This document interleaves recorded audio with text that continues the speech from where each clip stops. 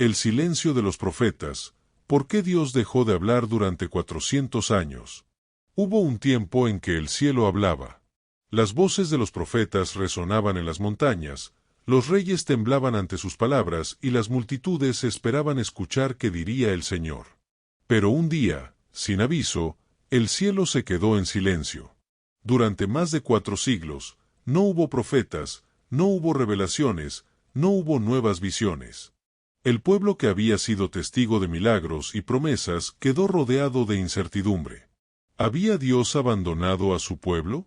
¿O el silencio era, en realidad, parte de un plan mucho más profundo? Esta es la historia del silencio de los profetas. Una pausa divina entre el Antiguo y el Nuevo Testamento. Un lapso donde el misterio de Dios se escondió entre la historia, la política y la esperanza. Número 1. El último profeta. El último en hablar fue Malaquías. Vivió alrededor del año 430 a.C., en un mundo agotado y cansado. Jerusalén había sido reconstruida tras el exilio, pero el fuego espiritual se había apagado. El pueblo ofrecía sacrificios sin fe, los sacerdotes estaban corrompidos y la esperanza del Mesías parecía una historia vieja. Fue entonces cuando Malaquías pronunció sus últimas palabras. He aquí, yo envío a mi mensajero, y él preparará el camino delante de mí. Y después de eso, silencio. Un silencio que duró 400 años. Nadie más se levantó para hablar en nombre de Dios. Ninguna nueva profecía fue escrita. Solo quedó la espera. Número 2. El mundo cambia mientras Dios guarda silencio. Mientras el cielo callaba, la tierra seguía su curso. Los imperios se sucedían uno tras otro, y el pueblo de Israel quedó atrapado en medio de la historia. Primero vinieron los persas, permitiendo que los judíos mantuvieran su religión. Luego, Alejandro Magno trajo consigo la cultura griega, cambiando para siempre la forma de pensar del mundo antiguo. Los dioses del Olimpo, la filosofía y la razón reemplazaron poco a poco la fe de los antiguos. El idioma hebreo se fue perdiendo. Las escrituras comenzaron a traducirse al griego, nació la Septuaginta. En ese tiempo, el pueblo judío no escuchaba la voz de los profetas, pero empezó a escuchar otras voces, las del poder, la política y la lógica. El silencio de Dios no solo era ausencia, era una prueba de si la fe podía sobrevivir sin palabras nuevas. Número 3. El nacimiento de la religión del silencio. Con el paso de los siglos, el pueblo comenzó a crear su propio sistema de interpretación. Sin profetas que revelaran la voluntad divina, los fariseos y escribas se convirtieron en los guardianes del conocimiento. Ellos no hablaban con Dios, hablaban sobre Dios. Construyeron una religión de normas, tradiciones y comentarios que intentaban llenar el vacío de las revelaciones. Por otro lado, surgieron los saduceos, que negaban la existencia del alma y de los ángeles, creyendo solo en lo que podían ver. Otros, como los esenios, se retiraron al desierto buscando pureza, esperando que Dios hablara de nuevo. El silencio del cielo había dividido la fe en 1000 interpretaciones. Y, sin embargo, en lo más profundo de cada corazón, la esperanza seguía viva. El pueblo esperaba una señal, una voz, un nuevo profeta. Número 4. Cuando el silencio también educa. A veces, el silencio no es ausencia. Es preparación. Durante esos 400 años, la historia fue moldeando las condiciones exactas para que algo trascendental ocurriera. El imperio griego había unificado la lengua. El imperio romano había construido caminos y rutas comerciales que conectaban todo el mundo conocido. La filosofía griega había despertado el hambre de verdad. El escenario estaba listo. El mundo entero, sin saberlo, se estaba preparando para escuchar nuevamente la voz del cielo. El silencio no fue olvido. Fue una pausa antes del mensaje más grande jamás contado. Número 5. Voces que intentaron romper el silencio. No todos aceptaron el silencio. En los márgenes de la historia, hubo movimientos que intentaron devolver la voz al cielo.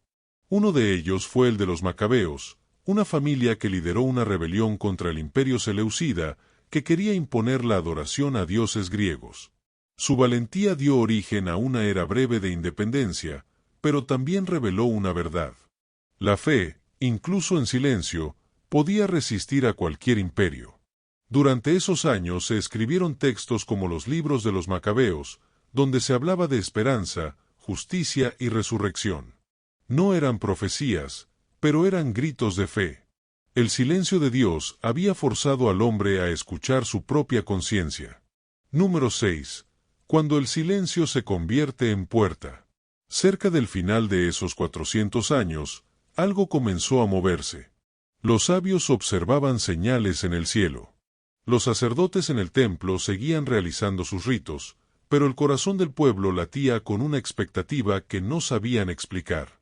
Y un día, en medio de la rutina, un sacerdote llamado Zacarías entró al santuario para ofrecer incienso.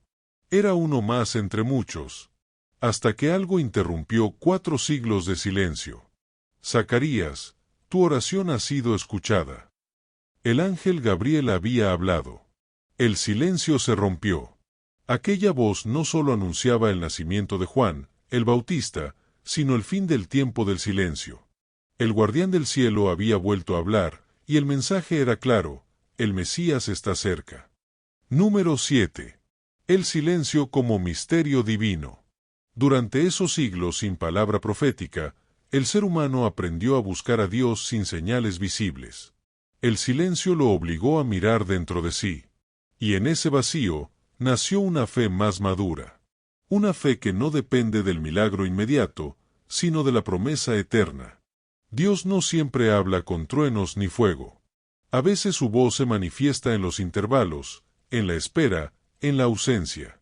Porque el silencio, cuando viene del cielo, también tiene sonido, el del alma aprendiendo a escuchar.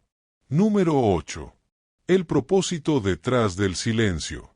Si el cielo hubiera hablado constantemente, la humanidad jamás habría sentido la necesidad de buscar. Pero en la ausencia, nace la fe. En la duda, florece la esperanza. Aquellos 400 años de vacío no fueron una pausa accidental.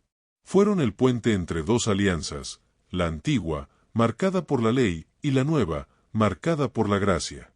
El silencio fue la respiración de Dios antes de pronunciar su palabra definitiva. Jesús.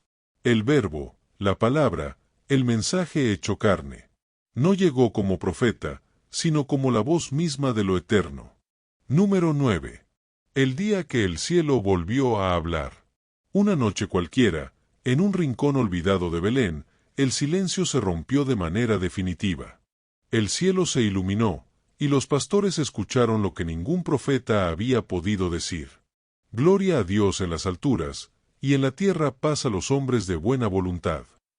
4 siglos de silencio culminaron con un canto. No con un juicio, sino con una promesa. No con una advertencia, sino con un nacimiento. El mismo Dios que había callado durante generaciones hablaba ahora con ternura. En el llanto de un niño. Número 10. La voz que sigue hablando. Aquel silencio de 400 años ya no existe. Pero su enseñanza perdura. Cada vez que el hombre siente que Dios calla, debe recordar que incluso el silencio tiene propósito. No todo mensaje llega con palabras. A veces, el cielo espera que primero aprendamos a escuchar.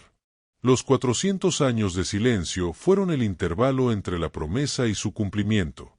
Entre el Antiguo Testamento y el Nuevo. Entre la fe basada en la espera y la fe basada en la presencia. Y en medio de ese silencio, el mundo descubrió lo que la voz nunca podría enseñar. Que incluso cuando Dios parece callar, sigue hablando a través del tiempo. La pausa que cambió la historia. El silencio de los profetas no fue el final de una historia. Fue el inicio de una nueva forma de escuchar. Dios no abandonó al hombre, lo preparó. El silencio no fue vacío, fue semilla. Y cuando el tiempo se cumplió, esa semilla floreció en la voz que cambió el mundo para siempre. El silencio terminó, porque la palabra había llegado.